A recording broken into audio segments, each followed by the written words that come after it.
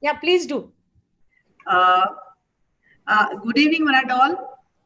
NBS officers from Delhi and other officers from regional office and JNBs having this Vigyan Jyoti program, the coordinators and the dear students. It's a privilege to have Professor Rohini Golbole, who is an Indian physicist. Madam is presently a professor at Center for Higher Energy Physics at Indian Institute of Science, Bangalore. He is an elected fellow of all the 3 academies of science in India and also the Science Academy of the Developing World.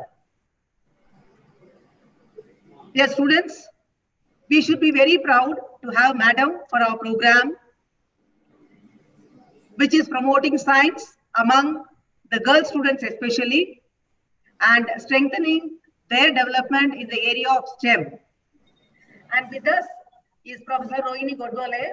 She is the first woman physicist to be honored with one of the highest civilian award of India, that is Padma Shri, in the year 2019.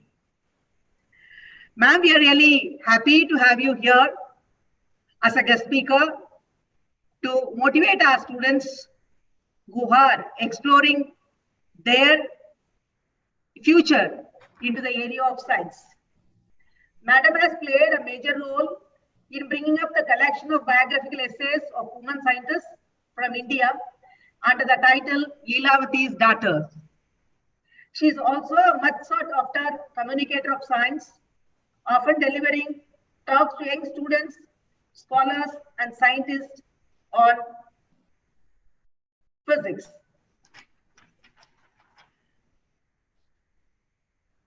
She has authored more than 250 research papers in this field, several graduate level textbooks, and has mentored many students. It is our privilege, Madam, to have you here. And this is a program, Vigyan Jyoti program. It is conducted by or sponsored by Department of Science and Technology. Presently, about 58 JNBs are there having this program, and each JNB has enrolled 50 students. And among these 50, some of them are from JNBs, some of them are from the neighboring schools also, from the state government and other central government schools, because JNBs are the center, the hub of knowledge center for every district. So our JNB students are actively participating in this program, and they are also having a tie-up with knowledge partners like your IISc and other renowned institutes around their place of JNBs. And through this, we are just making an attempt to bring in more and more number of girl students into the STEM areas where the girls are not actually, pursuing their higher studies. And with guest lectures like you, eminence of yourself, if you interact with our students, that is the pandemic situation, it will be your presence and your address will be a guiding force for them to take them forward into the area of science, Madam. So on behalf of NBS, on behalf of DST, and behalf of all JNBs participating in this program, I wholeheartedly welcome you, and I request you to address our students, Madam, please. Madam, you have to unmute. Thank you very much to all of you. I am very sorry to have kept you waiting, but there was a technical problem, and this is part of the long distance that we are doing. And I would like to welcome all the students, girl students and otherwise, all of them, to this life of science. I think it's a wonderful life, and I hope they will also, someday share this. Let me share my screen here so that people can see my slides. Can you please confirm whether you can see my slides? Yeah, Madam. Yes, yes. Okay. It's visible. I am really very happy to be talking to all of you from different schools and different parts. And I hope that I will connect to things that you know, and I will try to do my best. So let's see how it goes. What I've chosen today is to tell you, how do we know what lies within? What does it mean by that? What do I mean by this title? What I mean by this title is that how did we figure out the humanity figure out how everything around us is made up of? So that is really what I want to tell you. So my talk will consist of an introduction, and then I will try to tell you how our idea of what is fundamental or what is elementary changed from the time of Greeks to now. And that is a tale of some of the words which molecules, atoms, and nuclei. Then I will tell you a little bit about the word of nuclear physics, about which you know a few things. And then I will introduce very briefly some ideas of particle physics. And then I would try to comment on where do we go next from here. So let's see how far we get along. So, this question that what is everything around us is made up of, this is actually an extremely age-old question. And, you can, in fact, even when we are talking in conversation, we say, what's the heart of the matter? What's the real issue at hand? So the question that what do all things around us work? How do they work? What are they made up of? Is everything around us made up of the same units? And if so, if they are made up of the same units, how are they held together? These are the questions that many of us normally think about. And in fact, I would say, one moment, I am lost a little bit with my file. 1 second.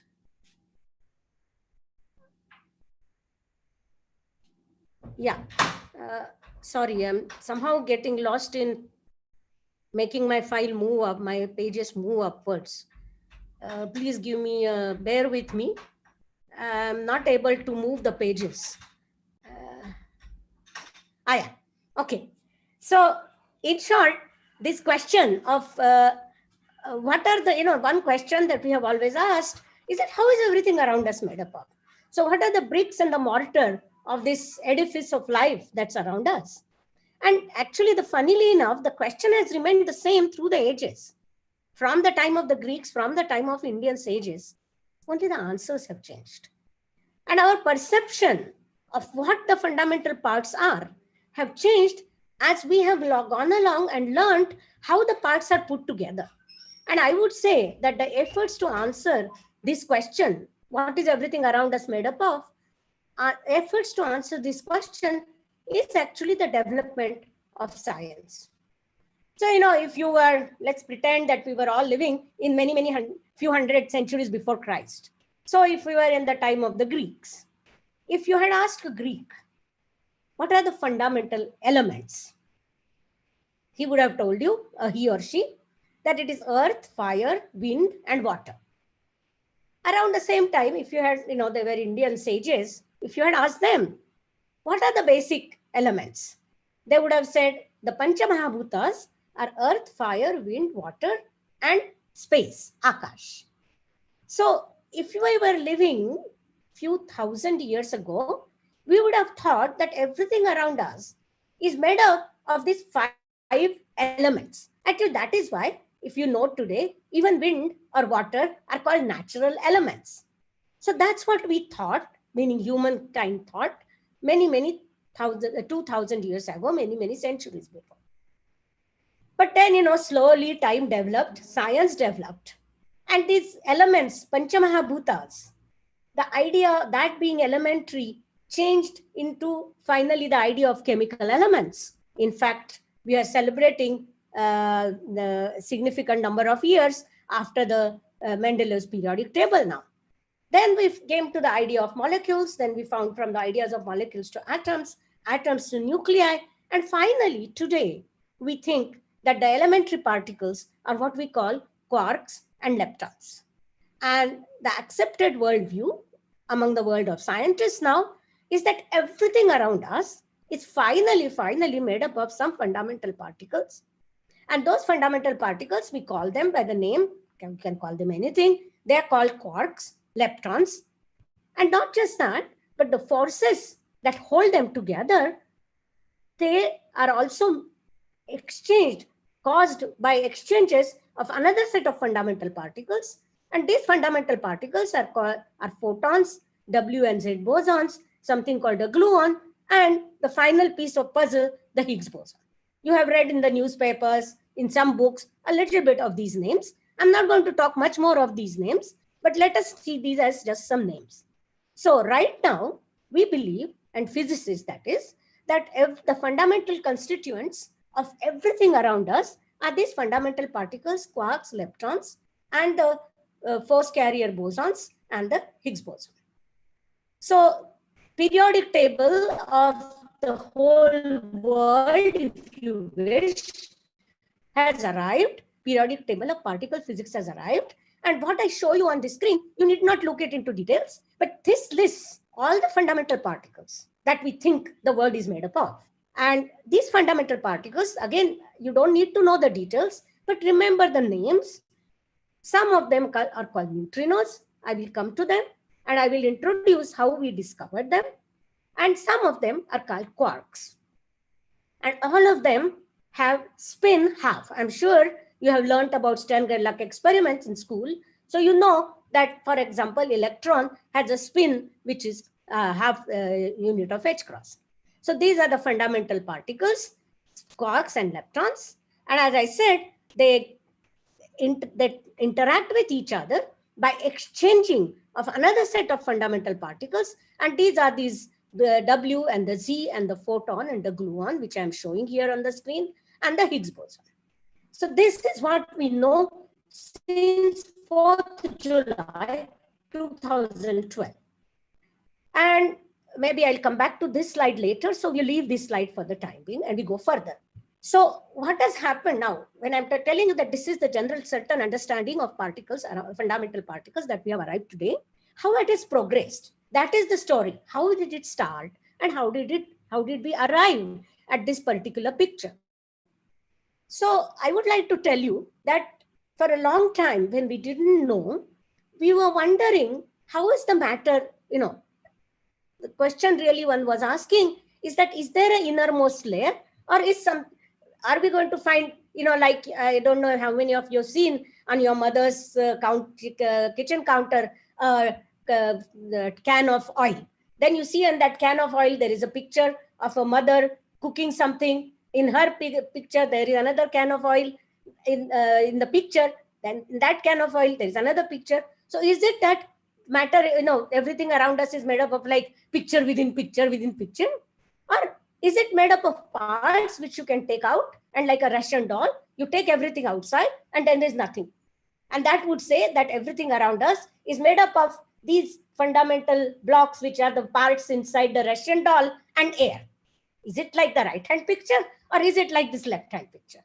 Now we know from what I have described to you, it is this picture, the right-hand picture. And what I want to tell you is that how did we find these pieces of the doll, different pieces of the dolls inside dolls? And that is the part of our discussion today. All right. So again, just to start at the beginning, very, very long time back, okay, we thought the whole, matter, I'm sure many of you have learned this, matter comes in 3 phases: solid, liquid, and gas. Everybody knows that. Okay, so if we were looking at energies where we could not do, let's say, we could not have an electrolysis and we could not separate, for example, the hydrogen positive ions from the negative ions, then we'd have thought everything is made up of this something inside. Okay, so matter exists in 3 forms. That is what we would have first thought.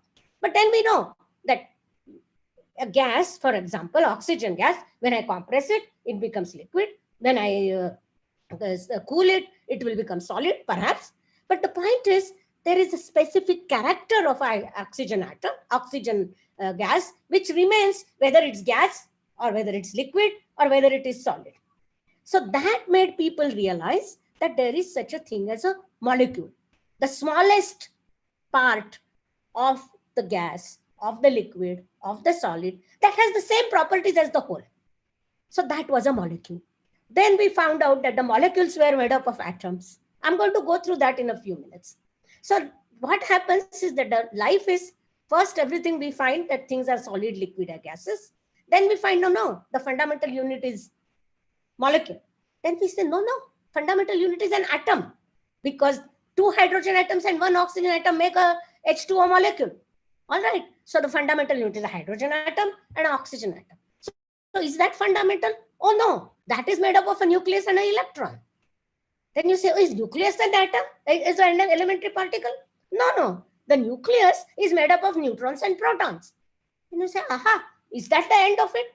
You say, no. A neutron is made up of quarks and a proton is made up of quarks. Now, what I want to show you is one thing which you may not have. There is this story, you know. The pictures on the right-hand side, you know. What you don't know is the left-hand side bar that I have written here. What have I written there? I have written there the energy that is required to dissociate that system into parts. Okay. So when you heat,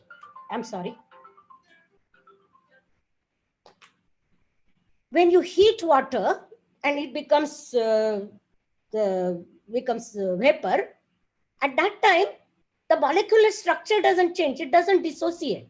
But if I heat some molecules even further, or if I put electrical energy, I know they're separate. Ions separate. So that is the energy that is required to separate things.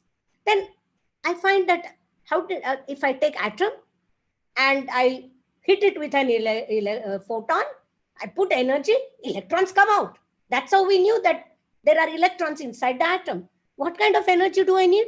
I need an energy. Many of you know the binding energy of an electron in a hydrogen atom is 13.6 electron volts. You can apply just a voltage across a battery. So few volts. So if you have a few electron volt energy, you will be able to see the structure of an atom, that it has electrons and there is an atom, nucleus in the center. But to see that there is a nucleus inside at the center of an atom, you require, and that we will see very soon, Rutherford required alpha particles of energy of the order of millions of electron volts. So what I'm trying to show you is that as I go and try to study structure of smaller and smaller objects, I need more and more energy. And that bigger and bigger energy I am able to see structure at smaller and smaller distances. It's like taking a microscope and you decrease the wavelength of the light you are using for your microscope, you're able to see resolve smaller and smaller things as being separate. Something that looks like a blob, slowly, when you take a microscope and starts looking at it, even in a cell, you slowly see the thing comes into focus, and then you see a central nucleus, and then you see the remaining objects in the cell. So that's exactly the point. So therefore, the notion of elementarity is decided by what is the resolving power of our microscope. And that microscope, if I increase somehow the energy of the available probe, I can see shorter and shorter distances. So let's understand once again the same picture. I have tried to put it now in numbers. So as you see, the constituent of matters at different distance scales are different. At a distance scale of 10 to the minus 10 meters, which is the size of an atom, then you see that the constituent is an atom. When you go to a shorter distance scale, size of a nucleus, some of you will have known the word, it's called the size of a nucleus is 1 Fermi, which means it's 4 orders of magnitude below the size of an atom. Then actually the size of a proton is 10 times smaller than that. And size of a quark, we don't even think quark has a size, but if at all it had a size, its size will be less than 8 orders of magnitude smaller than the size of the atom. How have we arrived at this distance? We have arrived at this conclusion by experiments at high energy accelerators and simultaneously theoretical physicists developing theoretical models. How are these quarks put together to make a proton? How are these protons put together to make a nucleus? How is this nucleus put together with electron to make an atom? Theoretical physicists work on this side, experimental physicists do experiments, and that's how we have understood this wonderful thing that matter is what is fundamental changes as we go deeper and deeper inside the matter. I want to give you an idea of the distance scales when we talk of 10 to the minus 10 meters. What does it mean? So here I have taken a picture of a flower bed, and this square box is the size of 10 meter by 10 meter. Okay. Now what I will do, I will zoom. All of you are capable. Take on your cell phones. You can zoom. So I zoom. I now zoom and I take the same area, but the same area will now correspond to 1 meter by 1 meter. So that means I have zoomed by a factor of 100. So now you see this big bed, I zoom in only on some flowers. I reduce another zoom by factor 100. This was 1 meter by 1 meter. Now I go to 0.1 meter by 0.1 meter, factor of 10. So total factor of 100. So now I'm able to see inside on a leaf, I'm able to see a fly. Now I go down by another factor of 10. Now I can see only the fly. Now what I can see is that these eyes of the two eyes of the fly. Okay. I go down by another factor of 10. Don't ask me how I will get a camera to photograph this, because I'm using different cameras to make each picture. Okay. So here you see that the eye that you were seeing is now here. It's a composite eye. I think many people know this, that the bees have composite eyes. Now in the one corner, you will see this yellow spot. So that is in the composite eye, there is a filament. Now you know, I have gone, please remember how many factors have gone. I started with 10 meters by 10 meters. This is 0.001 meter. So gone down by 4 orders of magnitude. Now I go down one more order of magnitude. Now I begin to see here, this was the same yellow spot. I begin to see hair at the bottom of the eye. Then I go down even further. I begin to see this filament. Now please realize how many zeros here have gone. So there is 1, 2, 3, 4, 5. So I have gone down by 5 orders of magnitude. So this, what was the box was 10 meter by 10 meter. And now the box is 0.00001 meter each. Now this filament, if you go, you use now you have to begin to use electron microscopes. In fact, and these are real pictures. Okay. So you see there is a picture here now. Now I go down further. That is at the base, filaments. These filaments are made up of this, of course, is not a picture. This is a reconstruction, but people can actually do studies and get this picture. And this is our DNA. Everybody knows about that. Now, what are these DNAs made up of? They are made up of carbon atoms. So now please realize how many orders of magnitude have come down. So when you say 10 to the minus 10 meters, this is what it means. Just to imagine the distance. So when we talk of the world of fundamental particles or the world of nuclei, we are talking of such huge, small distance scales. Now, obviously, your and my glasses, I mean, even with my glasses, I'm not going to be able to see this. Even with very big, powerful microscopes, we are not going to be able to see this. So we have some completely different techniques, experimentalists, by which they are able to do this, take these pictures. And that is how people have been able to figure out what's happening. And now we know this is now a carbon nucleus and electrons around it. This is one nucleus. This is the 10 to the minus 14 meter that I told you about, the size of a nucleus. And the nucleus is made up of, as I said, a proton and neutron. And the proton and neutron is made up of these 3 quarks. And please mind you, how many times have we zoomed? We have zoomed 10 to the 16 times right now. And that they basically brings us down to make us realize that when we are talking of particles, fundamental particles, nuclei, or electrons, we are talking of this enormously small distance scales. Now, how did people arrive here? People arrived at it by looking at, very amusingly, now what I will tell you are very prosaic things. How did we arrive at this picture? We will begin at the beginning.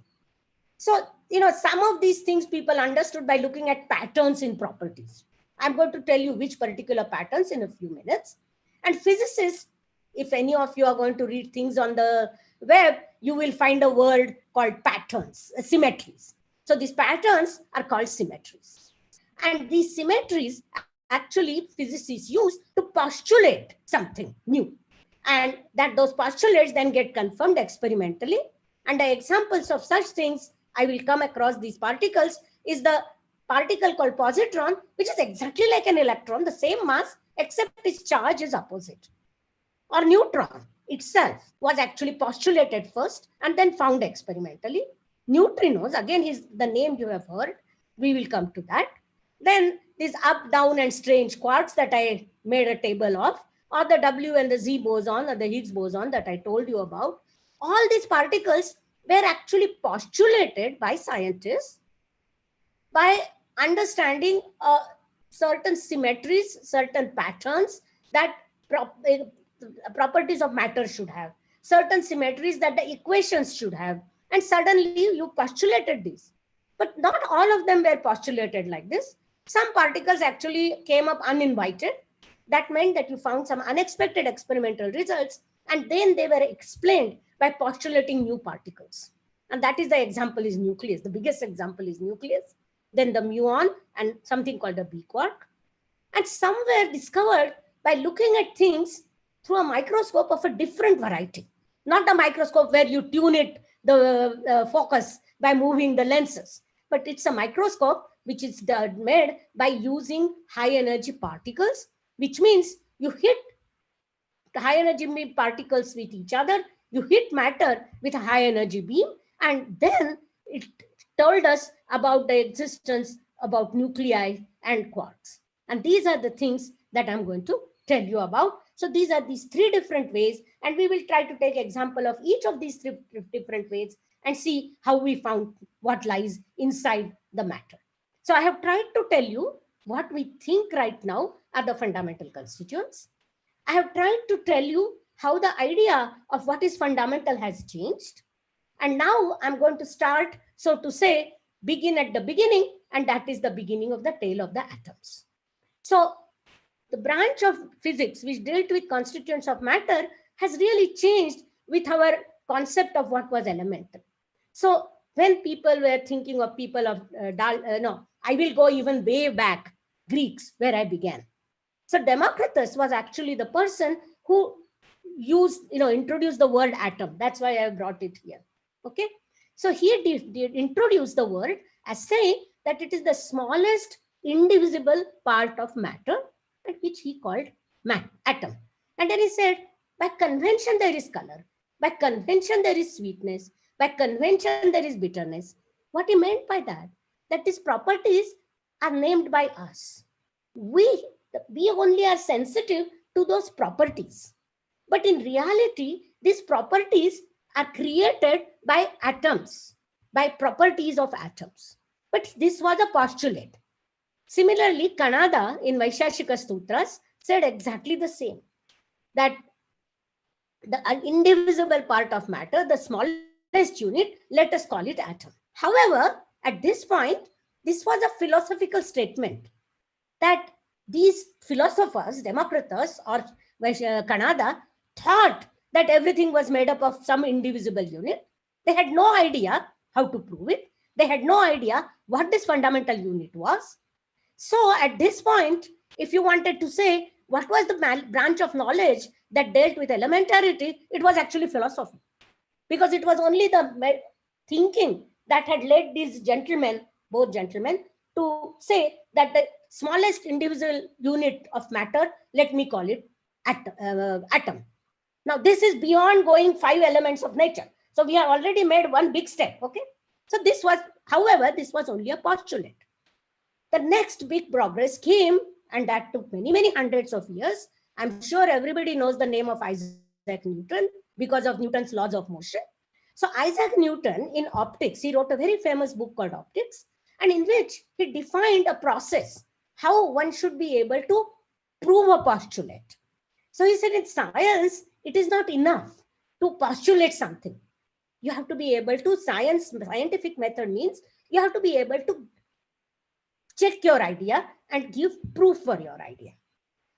So he says Now the smallest particles of matter may cohere by the strongest attraction and compose bigger particles of weaker virtue. Clearly what he's saying is that it is possible that things around us are made up of some units, and how those units are put together we don't know. There are therefore agents in nature able to make particles of bodies stick together, and it is the business of experimental philosophy to find them out. So he moved from philosophy to experimental philosophy. He defined the process by which we will try to finally confirm what the matter is made up of.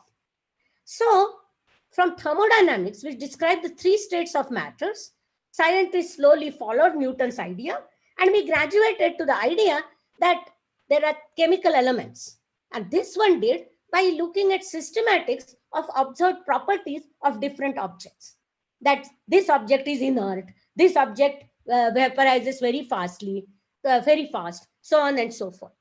And in fact, the first really major step that came after Democritus and after Kanada, which came by Dalton. I'm sure you're all familiar with the name of Dalton, where it says that laws of gases of equal mix together in proportion of their masses. Wait, that was Dalton's law. And this Dalton's law actually led to Dalton's idea of atoms. And this, then one found out that these different elements that we are finding actually differ in their atomic weights, and they seem to be integral multiple of the same number. Now, once Dalton introduced the idea of atom, Avogadro introduced the idea of Avogadro's number, then suddenly people realized that 1 mole of oxygen and 1 mole of hydrogen actually weigh differently, but the ratio between the weight of oxygen and weight of hydrogen is actually close to an integer. And this is where the idea of hydrogen atom being a unit of everything else began. So now you see patterns, the fact that the different elements, their atomic weights were integral multiples of each other, led to the idea that maybe hydrogen atom is the fundamental unit of everything.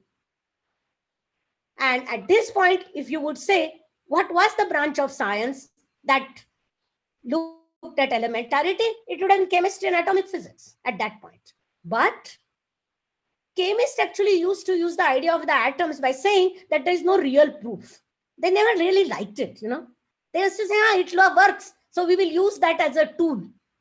But actually, again, some of you in the 12th may have learned kinetic theory of gases. That is the gas laws, Boyle's law, Avogadro's law, different laws, Avogadro's number.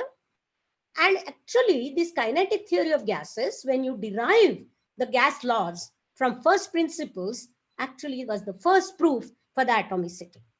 But the non-believers had to wait till Einstein gave his theory of Brownian motion. I will not go in that direction, but I'm just trying to show you how idea of atom developed and got substantiated.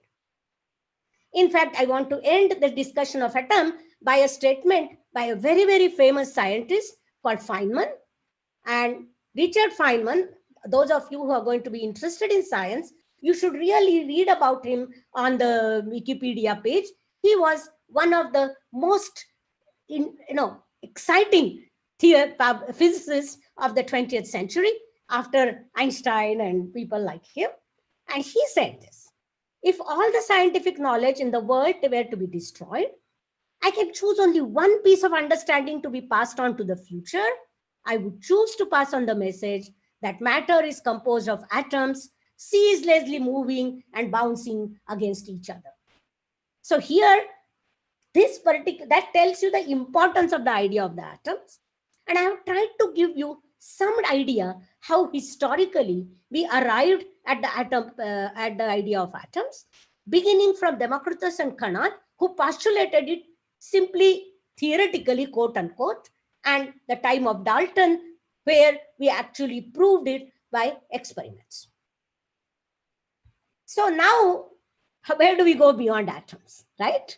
I gave you a big table. So I'm going to now talk about few of the things that were in my periodic table. And I'm just going to tell you very briefly how, since I gave you 3 different methods by which we had learned about them, I'll tell you each one by one. Electrons, I will show you in a few minutes, were discovered a bit accidentally, but they matched with what was expected on the grounds of observed patterns and systematics. And this happened in 1897 to 1899. And the nucleus was actually discovered by Rutherford accidentally in some sense in 1911. So let me just skip these two slides for the time being and go to the first part, birth of the electron. So let us imagine we are in the second half of 19th century, at which point we knew that everything is made up, seems to be multiple of hydrogen atoms. And Faraday actually realized that just like atomic weights are multiples of each other, electricity that you study in electrolysis also seems to come in multiplets of a basic unit. And beginning from this, there were experiments with cathode rays by Thomson, and he discovered a new particle which had charge to mass ratio which was different from the hydrogen ion. So till then, only hydrogen ion was known. People knew the charge to mass ratio of hydrogen ion, and Thomson in his experiment found a particle with E by M ratio different from hydrogen ion. So this is when the world of fundamental particles was born. So all he had was a cathode ray tube. The cathode ray tube accelerated the electrons. They were emitted by this hot filament. And then this was electrons traveled, and on the screen with magnetic fields and electric fields, he saw where the these radiation that was emitted, where did it reach on the screen? And that's how he measured the E by M ratio. So this was the classic accelerator which was used for the discovery of the first fundamental particle, which is an electron. Okay. And this love affair between accelerators and fundamental particles has really never stopped. So this is a slightly better picture. There is a production of cathode rays. There is this high voltage generator. There is a cathode. Cathode created some stream of particles, and this stream of particles were collected on these screens, and electric and magnetic fields were applied. And then by seeing where this radiation landed as a function of the potential difference that was applied across this tube, he was able to conclude what was the E by M ratio of these particles. And he found that E by M for these was minus 1.76 into 10 to the 8 coulomb per gram, whereas for the hydrogen ion, it was 1,000 times smaller. Much later in 1910, this happened in 1987, discovery of the electron. Thomson got a Nobel Prize in 1906, and the charge of this fundamental particle was measured by Milken in 1910 to be minus 1.60 into 10 to the minus 19 coulombs, by which now you can also determine the mass of this fundamental particle. And this experiment was done in 1910. Why I'm telling you this will become apparent in a minute. Okay. So remember that the E is here. The mass is, from this I can calculate the mass, and by comparing it with the E by M for the hydrogen ion, you know that the mass of the electron was 1,800 times smaller at least than the mass of the hydrogen ion. So let's see how we go further with this. So in some sense, Thomson proved that atom contained electrons. Why? Because you applied field and electrons came out. So electrons were there, indeed. So atom contained electrons. But he thought that atom, since everybody knew atom was electrically neutral, he thought that atom was made up of positive charge distributions, which are like a fluid or a liquid or a cake or a pudding, and electrons were raisins put inside this pudding. So that was his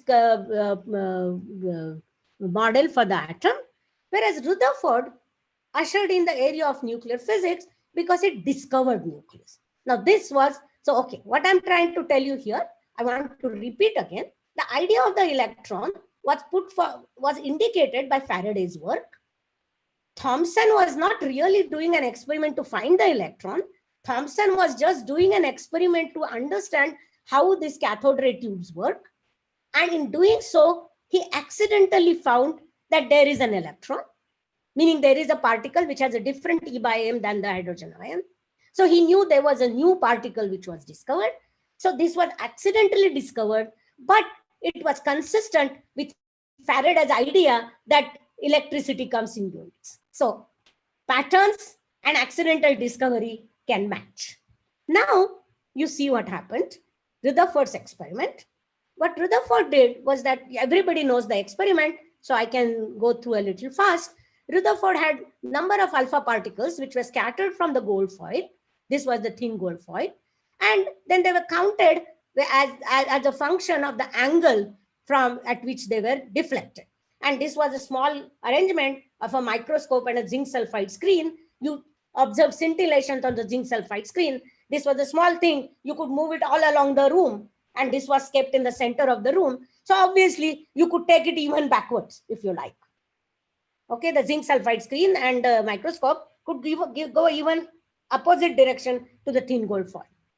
And then what they discovered, that most of the time, the alpha particles went undeflected.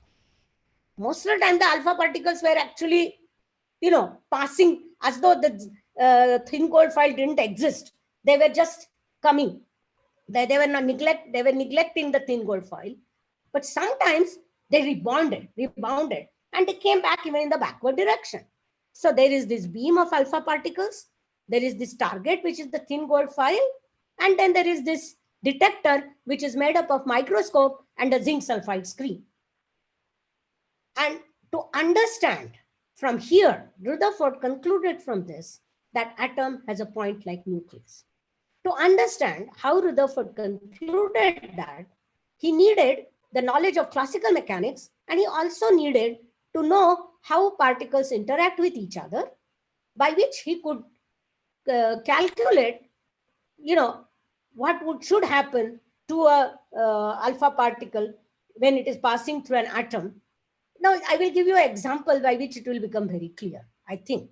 Suppose, think in terms of crossing a road, okay?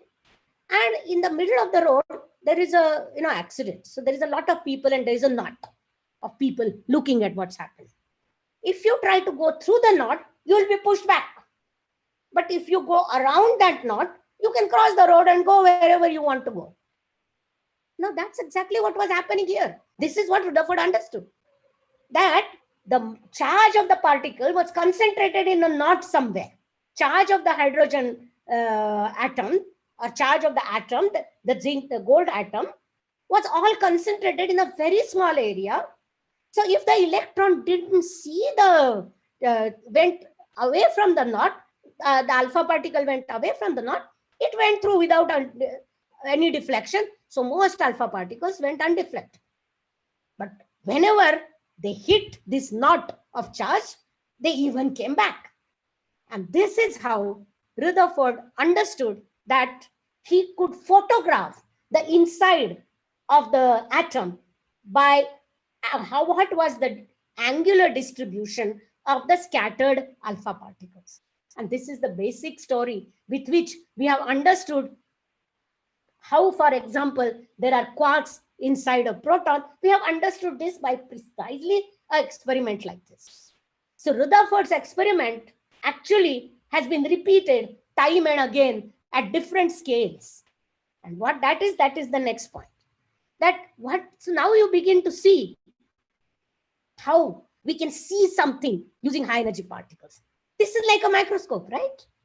Because what you measure is the angular distribution. And then you use a mathematical machinery to translate it into what is, for example, in this particular case, since this was the scattering of alpha particles, he was looking at the charge distribution. So you map the charge distribution inside the atom by looking at what was the angle at which the alpha particles came out. And that is the beauty. And the higher the energy of your beam, shorter will be the wavelength. Some of you might know this idea, but if you just know this, that higher is the wavelength, shorter is the wavelength of the light, you know higher is the resolving power. This is something you know for microscopes. So think of the same thing, except that now your beam is no longer a light beam. It is the beam made up of particles. And the particles, when they increase in their energy, somehow decrease in the corresponding wavelength. How that happens, I'm not going to tell you. But otherwise, this becomes plausible, right? So the alpha particle had the energy of the order of million electron volts. Some of you might have studied radioactivity. So you will know that the maximum energy of the alpha particles or the electrons which are emitted in beta decay are of the few MeV. So therefore, if I calculate the corresponding distance to which the alpha particles were sensitive, that is 10 to the minus 10 meters. But a nucleus is much smaller than 10 to the minus 10 meters. Therefore, for Rutherford, the nucleus was a point particle. And that is the smaller, that if I increase the wavelength of energy of the probing particles, I might be able to see the structure of the nucleus. Now I will go a little bit to nuclear and particle. I have told you already, in some sense, how particle physics started. It started here, discovery of the electron. I have given you the next point, that nuclear physics started because of this experiment. Now, mind you, the charge is all concentrated in a very small region. We thought it was point, and Rutherford called it the nucleus. Now, these electrons, already one knew in 1910, Millikan had measured the mass. So by Millikan's experiment, we already knew that the mass of the electron was very, very tiny. So that meant that the mass of the atom is completely concentrated inside the nucleus. And therefore, this idea that hydrogen atom was the unit now could be protons or the hydrogen nucleus. They didn't know yet it proton, hydrogen nucleus and electrons. So at this point in 1911, if you had asked people what are the elementary elements of which things are made up of, people would have told you electrons and multiples of hydrogen nuclei. So electrons, nucleus, and photon. These would have been your fundamental particles in 1910. All right. Now we move beyond that. So again, I remind you, the existence of atoms was inferred by looking at systematics of the properties of matter on macroscopic scale. And the nucleus, that the fact that the atom has a structure, this came up for the first time from the scattering experiments. So I hope that is the experiment where alpha particles were scattered from the thin gold foil. So slowly in 1914, if you would have asked people, they would have told you that everything is made up of molecules. Molecules are made up of atoms. Atom contain electrons. There is a lot of empty space in the atom, and there are positively charged point nuclei. This was the decade of atomic physics and nuclear physics. The discovery of radioactivity played a very big role in this and in all these discoveries. But there was something else that the radioactivity told us, that nuclei can transform spontaneously into each other. They just change into one another and then change the way we think about matter, the way we think about physics, the way we understood what's happening at the heart of the matter. So you see, it's important to understand the physics of what is happening in these constituents to understand whether these constituents are elementary. And that is the next step that we are going to take. So the mass of the nucleus, people always found, people had experiments, they could measure masses of the nuclei. And this was actually something that Rutherford and his laboratory participated in a big way. These are called mass spectrometers. People measured masses of nuclei. They found that the masses of different nuclei were in approximate integral multiples of hydrogen nucleus. So you said, okay. Now came a further problem, that nuclei were electrically neutral and their masses were 8 times the mass of the hydrogen atom, but the charge was only Z times the charge of the hydrogen. So he said, my God, what happened? Now the mass is A times some number A. Charge is Z. And usually they found for the nuclei they were studying, A was twice Z. So then Rutherford actually postulated that a nucleus not only contains positive nucleus of hydrogen, but it contains a particle which is exactly like hydrogen nucleus, has the same mass, but actually is electrically neutral. And this he called neutron. But mind you, this is only postulated. And this is postulated based on symmetry properties, patterns in the masses of nuclei. Nothing more, nothing less. So patterns in the nuclear masses, the spin angular momenta, etc., as I said just now, told that nuclei, they are also not point. Even if Rutherford found them to be point, they are actually made up of something else. And they're made up of protons and neutrons. Now, how will you check this hypothesis? This is a hypothesis at this point. How is this hypothesis checked? This hypothesis was checked by something called nuclear reactions. By the way, this is what Rutherford actually got his Nobel Prize for studying nuclear reactions and artificial radioactivity. But the experiment that I've shown you is the discovery of the neutron by Chadwick in 1932, for which he got the Nobel Prize in 1935. What he was doing, that he had a radioactive source, polonium, and the radiation was, he made that radiation fall on beryllium nucleus and saw the reaction. This is a nuclear reaction. And then he saw that some unknown neutral radiation was coming out. And by all, conservation, because conservation of energy and momentum, things like that were very known. So by doing all that, they figured out that this radiation that was coming out, which was neutral, couldn't be the gamma radiation. Radioactivity consisted of alpha, beta, and gamma. Gamma was neutral. Alpha was positively charged. Beta was negatively or positively charged. Beta was essentially electrons. The alpha radiation was alpha particles. And gamma was supposed to be photons. Now, they figured out that this guy couldn't be gamma because of its properties of the reaction and energy the conservation. But when this was passed through a paraffin filter, suddenly out came protons. So that made them realize, and they concluded that this unknown radiation was neutral particles which had the same mass as that of the proton. And you can do collision of two equal mass particles. Some of you in the 12th might begin to do that. And then you will find that if there are two particles collide with each other and one particle, this is just a simple collision. If they are equal mass, this particle can bring the other guy at rest and gets ejected. And that was what was happening. The new protons in the paraffin were getting all the energy of the unknown radiation, and therefore that unknown radiation had to have the same mass as that of the proton, and that was the discovery of the neutron. So the fundamental objects at this point would have been photon, electron, proton, and neutron. But wait, in 1932, there was one more player, and that one more player came from, again, radioactivity. This is natural radioactivity. We are not doing any accelerator experiments yet, but this is the nature's own accelerator, as it were.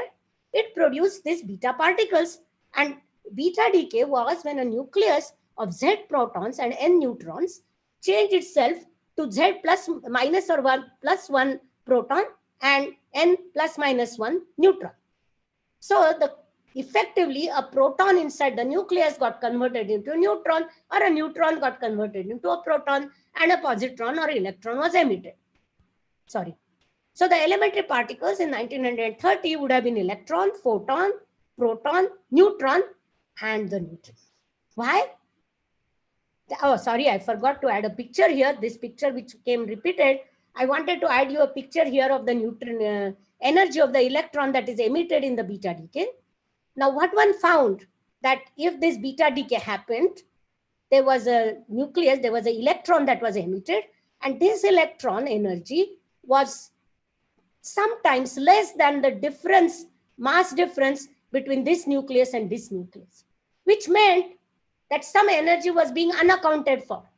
Because if this was nucleus Z to nucleus prime Z minus 1 plus an electron, then you should have had, electron should have had all the energy, which is the mass difference between the two nuclei. But electron didn't have all the energy. Only sometimes it had all the energy. So there was a missing energy. And to explain this mismatch of the energy, I'm sorry, this particular slide was supposed to show you that. I have a wrong slide here. So I'm explaining it in words. This made Pauli postulate that in this process, along with an electron, along with a beta decay, a neutrino, a neutral particle of spin half and mass 0 is emitted. So he postulated a neutrino. So this is now a particle which has been postulated by a theorist to explain a fact which is observed by experimentalists, which cannot otherwise be explained. And what was the fact? The fact was that energy seemed to be not conserved, apparently, because the electron energy was less than the mass difference between the two nuclei. So where was the rest of the energy going? The rest of the energy, Pauli postulated, was being taken by this third particle, the new particle called neutrino, which was massless. There are many reasons to explain why he made that postulate, but this was not a discovery.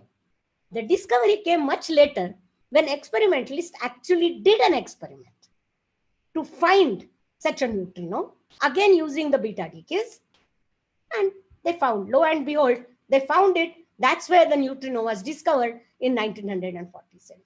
So now I'm giving you, things go back and forth. Sometimes you accidentally discover something, then the theorist interprets it, then the theorist postulates something, and then you do experiments to check that postulate. In between, the theorist also develop a theory. That theory makes perhaps some more predictions. And this is the process of development of science. This is the process of discovery of newer and newer particles that had been happening since 1910. Now, somewhere along the line in 1923, there was also some interesting postulate by Dirac. He was another great physicist, a theoretical physicist at that. And after discovering quantum mechanics, he said, for every charged spin-half particle, there should be an equal mass spin-half particle with opposite electric charge, if his equation had to be right. Now, that's a bit of a stretch of imagination. You would say that you want to, what told you that your equation is right?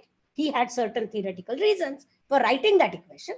So now finding a partner of the electron, which has the same mass but opposite charge, would be a proof of the theory that Dirac had put forward. And that indeed what happened. And this happened in 1932. So, a lot of things happened between 1911 and 1933 that I cannot, share. But I hope you can see the excitement. Everything was happening every second day. And this was indeed an experiment that Anderson did with cosmic rays, because one didn't have any accelerators. One couldn't produce accelerated particles. But what he noticed, that there are these cosmic rays which come from atmosphere, upper atmosphere, outside. That's why they're called cosmic. They're of cosmic origin. They come on the earth. And indeed, he found that there was a charged particle which entered his cloud chamber. That was his detector. And then, some of you know how charged particles move in electric and magnetic fields. So if you put an electric and magnetic field, a charged particle moves in a circle. And the radius of the circle and the direction of motion depends on the sign of the charge. Okay. So if I know the magnetic field direction, I can figure out what is the sign of the charge, what is the mass of the particle. And what he found is that this particle moved in an opposite direction than an electron would have moved, but moved in the same radius circle as the electron would have done. So this tells you that it has the same mass as that of the electron, but has an opposite charge. And this was the first antiparticle that the world ever saw. This is the first antimatter particle. Okay. And this antimatter particle was predicted by Dirac from his equations. And it was found by Anderson in a real experiment. No wonder all of these people are Nobel Prize winners. So now, we move on to now. We are having found out about neutrons and neutrinos. I move on, and the positrons. I move on to once again what happens to the neutrons and protons, because they are the next story. How did we know neutrons and protons were made up of quarks? That is where I'm going to end my story. So let's now, I hope, you have some, I will take about 15 more minutes, 15 to 20 more minutes to go from neutrons and protons to quarks. Okay. So let's begin that story. So the nucleons, which are neutrons and protons together, are called nucleons. And they were observed outside the nucleus. I told you how. For example, they were observed outside the nucleus here. in the Chadwick experiment. So many such nuclear reactions were studied. So people knew that neutrons and protons, nucleus is made up of neutrons and protons, but they come out and they exist also. They come out of there and we know they exist freely. So this is what nuclear reactions were doing. So at that time, this is a statement according to Rutherford. The only source that Rutherford had of energetic particles was radioactive decay. So it has long been my ambition to have available a copious supply of atoms and electrons, which have energies transcending those of the alpha beta particles from the radioactive bodies, so that one can study the secrets of nucleus further. And there were two ways in which one could get accelerated beam of particles. One was from natural accelerators, which are these cosmic rays, because radioactive decays were the small accelerators, because they accelerated particles to only millions of electron volts. But the cosmic rays, which came from the upper cosmos, and this is how a picture can be shown, and these cosmic rays just come onto the earth, and people constructed experiments with these cosmic rays. And in fact, I would like to share with you people that some of India's most brilliant physicists have worked on cosmic ray experiments, including Dr. Homi J. Bhabha. Okay, so in fact, this was a fountain of a whole lot of new information, a whole lot of new particles in the early days of particle physics, when we had no accelerators to make high energy particles on Earth. So this was the nature's accelerator. People use this nature's accelerator. What I've shown you here is a picture of a paper which was written by another very well-known Indian scientist called G.K. Menon, who was one of the first directors of the Tata Institute of Fundamental Research after Homi J. Bhabha, and he took over from after his death. So from I left you at 1932, and now I'm jumping to 1947. So 1947 onwards, large number of newer particles, just like the protons, neutrons, and pions, were found in these experiments. So, they were very strange particles because they were produced at the same rate like protons and pions. But whereas a neutron decayed in 25 minutes, these particles were strange because they had similar mass to a neutron, but they decayed very differently. They decayed, they had very different lifetimes. So now one kind of begin to think what is happening here. So their determination of masses, lifetime interactions, this was all done. But at which point people started saying, all of them cannot be elementary. So the idea that neutron, protons, electrons, neutrino, photons make the whole world has to be abandoned at this point, because there are particles which are just like neutrons and protons, have very similar masses, and they cannot be hundreds of them. Hundreds of them, if they are there, they cannot be all elementary. At least this is what people thought. And there were another set of very well-known scientists. One of them got Nobel Prize for this. So these are called Gell-Mann-Zweig quarks. So from 1947, I have shifted to 1960, 13 years in between. And here what he found, and that is where the Gell-Manns really, and that is one of the,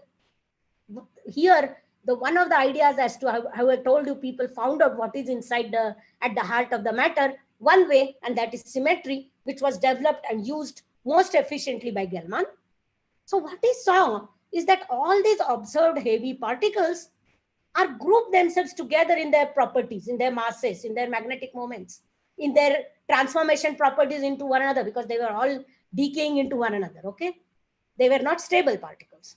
And then he found that he could explain the whole multitude by using only 3 types of fundamental particles called up, down, and strange quark.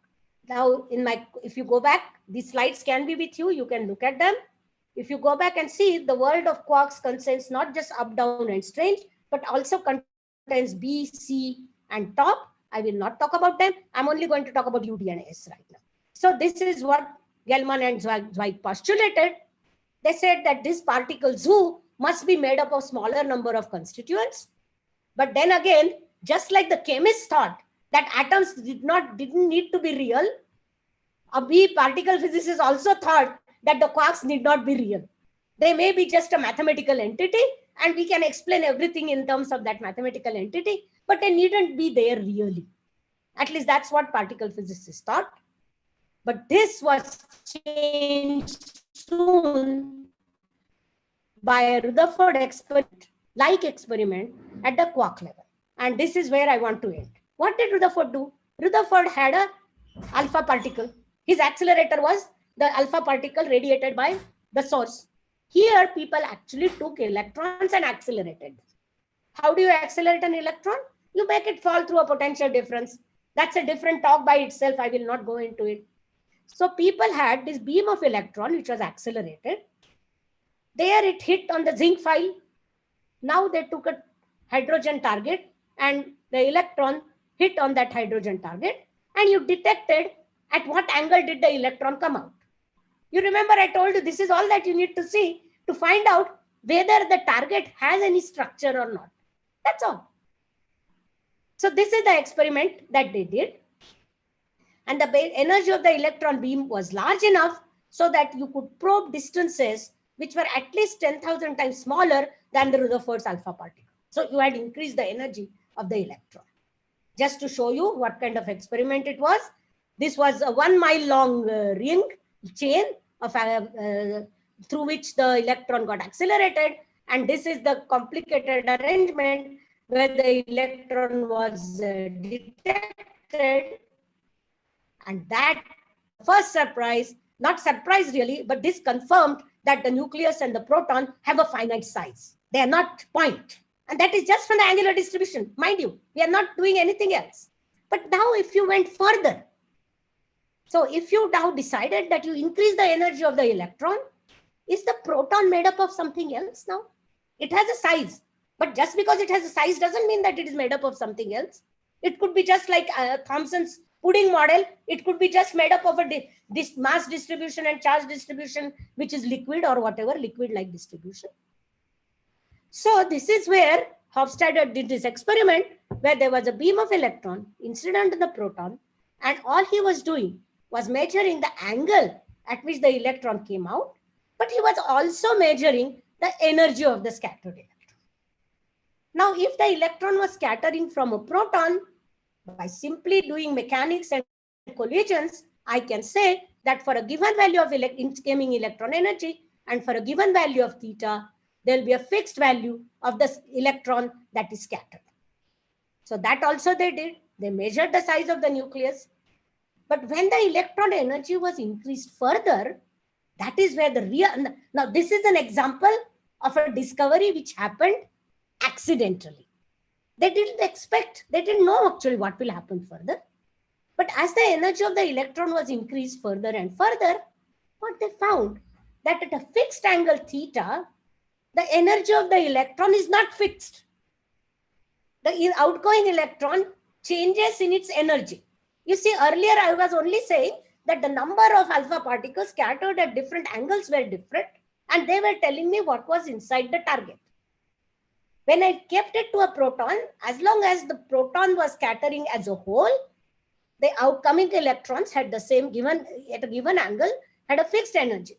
But when I increased the incoming electron energy further, what they found is that scattered electron energy was different for a given angle of scattering. So maybe the proton had something inside it. And this was the famous discovery of the structure of a proton.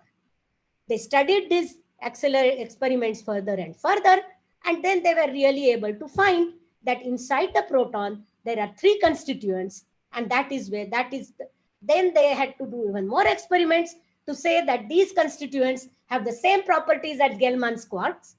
So now it turned out that Gell-Mann was not postulating non-existent objects, but they were actually seen. Now, how were they seen? They are not seen optically. They are not seen by using a microscope. They are seen by the distribution of the scattered electron in energy and the angle. That is exactly how the experiments were done. But the higher energies that you do are not just to look in. So now basically I can tell you that today particle physicists have taken the energies to 100 times more than the energy that was available, which gave us the structure of the proton. And we have not seen evidence for the quarks, that the quarks are made up of something else. That is why now we conclude that world is made up of, atoms are made up of electrons and nuclei, nuclei are made up of neutrons and protons are made up of quarks. And right now, that is where the buck stops. That's where the story ends. But with higher energies, particle physicists have found newer and heavier particles. They have found newer interactions that were predicted by the theories. And therefore, these higher energies and such measurements have required bigger and bigger experiments, bigger and bigger accelerators, bigger and bigger complex detectors. And that's how particle physicists have been, physics has been developing from 1962 till 2012, when all of us know a very spectacular event happened, which got the Nobel Prize, namely the discovery of the Higgs boson. The story about how we went from finding the quarks inside the proton to postulating the W and the Z bosons and to finding the Higgs boson is a very different story, and that is not for today. But I hope I have stimulated your enthusiasm and interest sufficiently that you would like, you can go and look for these. I might share with your principal and your teacher some articles. I will send copies of those articles by email, and maybe you can share them with the students so that they can read further articles on that. So this was this I am not really going to talk about, but I cannot end my talk without showing you one of the biggest machine that particle physicists have been using, and about which I'm sure you have been reading in literature, newspaper even. And this is the Large Hadron Collider at CERN in near Geneva, which is in Switzerland. And these are particle collider experiment, and this squeezes energy into a space about a million times smaller than a mosquito, and temperatures which are billion times higher than at sun.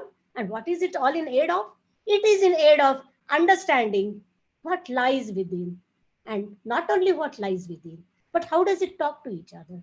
Because as I have tried to give you the story, as we have understood more about how things are held together, we have understood more and more what is inside.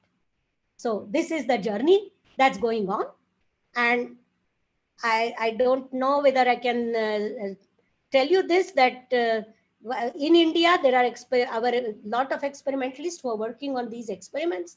India is participating in CMS. This is the muon collider experiment, muon solenoid experiment. And India is also participating in ALICE. And last but not the least, India has its own neutrino laboratory, Indian Neutrino Observatory. Mind you, about 65 million neutrinos pass through your thumbnail every second. But detecting them is a very, very gigantic task. And we are building one detector. And I'm hoping that some of you someday will participate in these gigantic experiments, such as Indian Neutrino Observatory or the experiments at the Large Hadron Collider. And last but not least, also the LIGO, which is the gravitational wave interferometry experiments. So this is hoping that this has told you that there are lots of doors that these experiments open to us, and all these experiments are looking at fundamental truths of nature. And I have tried to give you the ideas, the path by which such journey to the truth proceeds. Thank you very much. Madam, if you don't mind, we'll go for some questions, madam, from children also. Sure. I was going to end with that I will like them to ask the questions. Okay. Ms. Nagapaskar, anything is there? Okay, madam, I have got a small doubt. Yes. Yes, madam. These protons and neutrons, are they having a fixed mass or variable mass? No, fixed mass. Fixed mass. Fixed mass. Madam, in such cases, suppose some unstable nuclei get stabilized by converting proton into a neutron and a positron. That is exactly. In some cases, a neutron is getting converted into proton and electron. Yes. So here there is correct. So in both the cases, the mass of proton and neutron remains constant. Constant. Yeah. Which is massive, madam? Which is heavier? Oh, neutron is a bit heavier than the proton. Okay. That is why a free neutron decays. What you have asked is a very interesting question. Right. Because the neutron is slightly heavier than the proton. Okay. Neutron decays into a free neutron if it's in the air, like Chadwick found it. Okay. That free neutron decays into a proton and an electron and an antineutrino. Right. But a free proton, right. The free proton will not be able to decay to a neutron because a free proton has a slightly smaller mass. So only when the proton is inside the nucleus can it convert itself into a neutron. And that it can do because of the binding energy. Because the small binding energy makes the difference. And that allows the proton to decay into a neutron effectively. But it is not as though that the free proton is decaying. Right. Nice. Thank you, madam. Thank you, madam. Asom sir? Asom sir, is there any question? Should we go for placing? I'll request our deputy commissioner sir to play vote of thanks, sir. Yeah. Very okay, madam. Sir, 1 minute, sir. Madam, by looking at your energetic and what you call active teaching with brisk movements of hands, we highly convinced that you are in the higher energy department of physics in Indian Institute of Science. Now, I request my Deputy Commissioner Sri Gopalakrishnan ji to place a propose a formal vote of thanks to you, madam. Please, sir, over to you. Thank you, Mr. Kannan. Yes, sir. Such an amazing experience for all of us to be associated with this program, Vigyan Jyoti. Yes. From the perspective of Vigyan Jyoti, we are all getting enlightened so much, and the credit goes to all of you. Professor Rohini, madam, has been so kind to accept our invitation. Madam, you have taken us from the bricks and mortar of edifice of life to the zenith of life in a true philosophical manner. It will definitely ignite the imagination of the students and the teachers as well. As you are aware, ma'am, we have 58 schools being supported under the scheme Vigyan Jyoti to promote STEM education for the girl students. And in the process, the partnership that we have with the Indian Institute of Science is something very, very, amazing. The kind of support that we are getting from all of you. Ma'am, you have not only touched the minds of the girl students, you have touched their hearts as well to, ignite themselves towards STEM education. And linking science with life was so perfectly done that I am sure each child is going to have her own imagination and vision about their future in science-related courses. The mission and the vision of Vigyan Jyoti to connect the girl students with the STEM education is fully achieved through your presentation. And the lifelike situations that we have taken to coming down to the level of the students was really, ma'am, we feel, we have no words to place it on record. And we take this opportunity to thank Professor Abha Mishra, Department of Applied Physics, Indian Institute of Science, who has been a great supporter of the cause of Vigyan Jyoti coming to the threshold of Navodaya Vidyalayas. Ma'am, it is through your proactive support we are able to arrange such wonderful interactions for the benefit of the girl students. And I am sure with the collaboration with Indian Institute of Science and the blessings of veteran scientists like you, the program which is being initiated for the benefit of the girl students will realize its goals. And we are always there for taking any kind of connections from the Indian of Science to the JNVs. And this is only a beginning, ma'am. We request you to be more supportive so that these rural talented children can be definitely connected with STEM education, which is the dream of this program. Thank you for sparing your valuable time. And it has been a wonderful experience for all of us from NVS headquarters and from the regional office, we thank you wholeheartedly for your support in this direction. Thank you, one and all.